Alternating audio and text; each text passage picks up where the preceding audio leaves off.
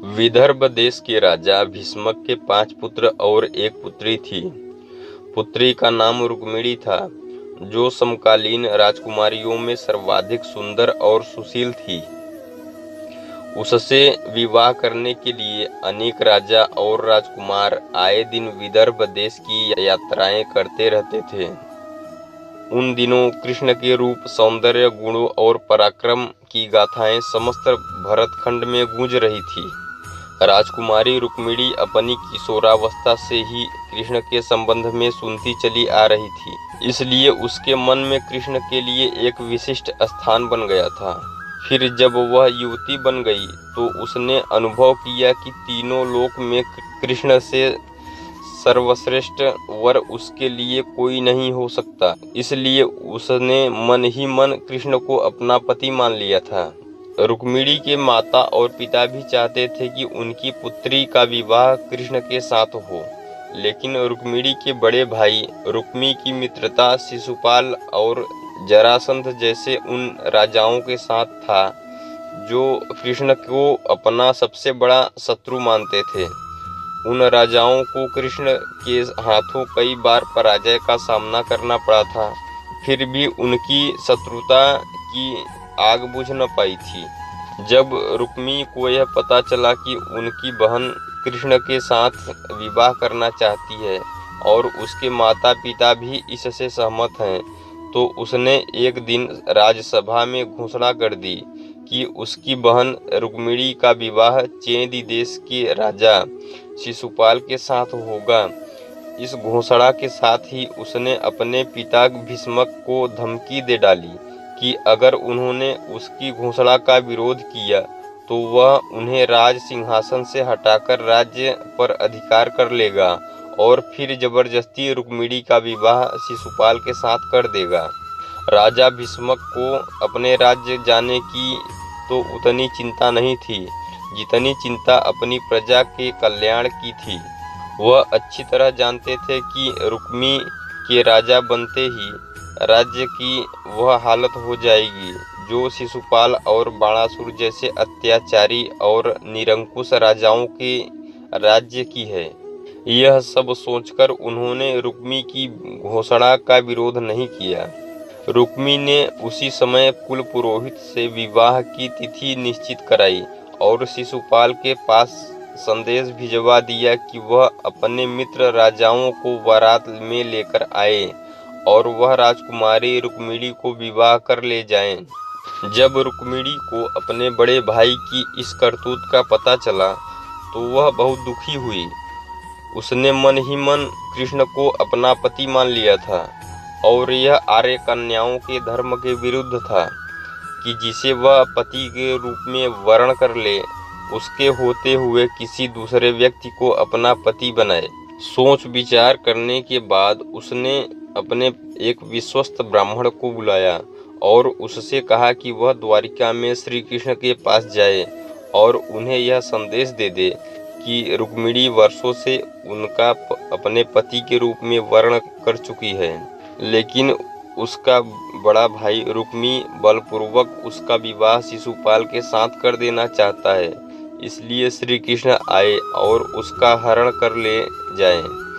यदि वह नहीं आए तो वह अपने प्राणों का अंत कर देगी। रुक्मिणी का यह संदेश लेकर ब्राह्मण उसी समय द्वारिका की ओर चल दिया और कुछ दिनों के बाद द्वारिका में पहुंच गया। जब श्री कृष्ण को उस ब्राह्मण द्वारा रुक्मिणी का संदेश मिला तो कृष्ण ने उसे वचन दे दिया कि भले ही शिशुपाल, जरासंध आदि राजाओं की विशाल सेनाओं से उन्हें भीषण युद्ध क्यों न करना पड़े, वह उसे उन सब के बीच से उठा लाएंगे। कृष्ण ने उसी समय अपने सारथी को रथ तैयार करने के लिए आज्ञा दी और ब्राह्मण को साथ लेकर कुंडीनपुर की ओर चल पड़े। कृष्ण के जाते ही बलराम को उनके कुंडीनपुर जाने की सूचना मिल गई। उन्होंने यादवों की सेना की एक शक्तिशाली टुकड़ी को लेकर साथ चलने का आदेश दे दिया और द्वारिका से इतनी तेजी से प्रस्थान किया कि वह भी सेना सहित कृष्ण के पीछे पीछे ही कुंडीनपुर पहुंच गए। कृष्ण और बलराम के पहुंचने से पहले ही शिशुपाल अपने साथी राजाओं की विशाल सेनाओं के साथ कुंडीनपुर पहुंच चुका था। शिशुपाल के मित्र जरासंध, साल्व, पौंड्रिक, दंत, वकभ और विदुरथ आदि अनेक राजाओं की कई अक्षौहिणी सेना बारात में सम्मिलित थी। विवाह के दिन सुबह ही परंपरा के अनुसार रुक्मिणी अपनी सहेलियों तथा अन्य महिलाओं के साथ गौरी पूजन के लिए नगर से बाहर बनाए गए मंदिर में पूजा करने गई। रुक्मिणी का संदेशवाहक ब्राह्मण द्वारा कृष्ण को इस बात का पता चल चुका था, इसलिए वह रथ लेकर मंदिर के पीछे पहुंच गए। पूजा करने के बाद रुक्मिणी जैसे ही मंदिर से निकली, कृष्ण ने उन्हें उठाकर अपने रथ में बैठा लिया। रुक्मिणी के साथ आए सैनिक देखते ही रह गए। जब शिशुपाल और उसके साथी राजाओं को रुक्मिणी हरण का समाचार मिला तो वे अपनी अपनी विशाल सेना लेकर कृष्ण को पकड़ने के लिए चल दिए। रुक्मिणी का बड़ा भाई रुक्मी भी अपनी चारों भाइयों और अपनी सेनाओं के साथ श्री कृष्ण के पीछे पीछे चल दिए। अपने पीछे आती हुई सेनाओं को देखते ही बलराम ने अपनी सेना को आदेश दे दिया कि आक्रमणकारी सेनाओं को खदेड़कर भगा दो। यादव सेना के सैनिकों ने पलटकर आक्रमणकारी सेनाओं की भीषण बाण वर्षा का उत्तर देना आरंभ कर दिया। देखते ही देखते भीषण संग्राम होने लगा।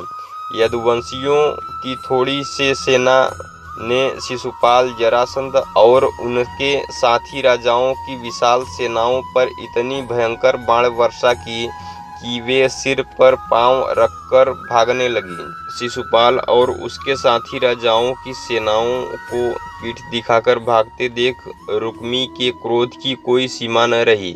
वह अकेला ही श्री कृष्ण का पीछा करने लगा। श्री कृष्ण रुक्मी से युद्ध नहीं करना चाहते थे, लेकिन जब रुक्मी ने अपशब्द कहते हुए उन पर आक्रमण कर दिया तो विवश होकर श्री कृष्ण को शस्त्र उठाने पड़े। उन्होंने पलक झपकते ही रुक्मी के रथ के घोड़ों के सारथी को मार डाला। रुक्मी भी उसके बाणों से घायल हो गया।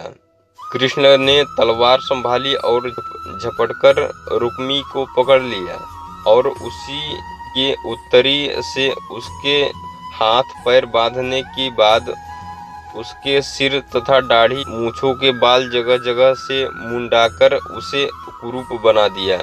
रुक्मी यह प्रतिज्ञा करके कृष्ण से युद्ध करने चला था कि अगर वह अपनी बहन रुक्मिणी से कृष्ण के हाथों से छुड़ाकर नहीं लाया तो कुंडीनपुर में कभी नहीं लौटेगा। बलराम के कहने पर जब कृष्ण ने उसे छोड़ दिया तो वह अपने बचे खुचे सैनिकों को लेकर एक निर्जन प्रदेश में चला गया और वहां नया नगर बसाकर रहने लगा।